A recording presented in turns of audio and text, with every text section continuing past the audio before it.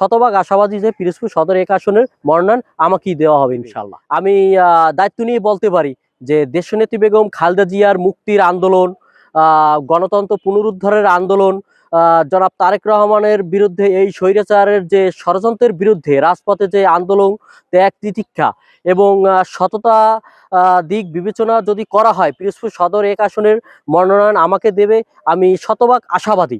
আপনি দেখবেন যে 5 আগস্ট পরবর্তী সময় এবং তার আগেও কোনো জায়গায় দলের নাম ভাঙিয়ে বা অন্য কোনোভাবে 1 টাকারও আমি কোনো জায়গায় কোনো থেকে সুবিধা নিইনি। এখন পর্যন্ত আমাকে আপনি কোনো দপ্তরে, কোনো মহলে, কোনোখানেই আমার নাম বা আপনার আমি কোনো জায়গায় গিয়েছি এমন কোনো অভিযোগ আমার বিরুদ্ধে নেই। এবং এই 16 বছর স্বৈরাচার বিরোধী আন্দোলনেও স্বৈরাচারের কোনো দোসরের সাথে আমার চুল পরিমাণ সম্পৃক্ততা নেই।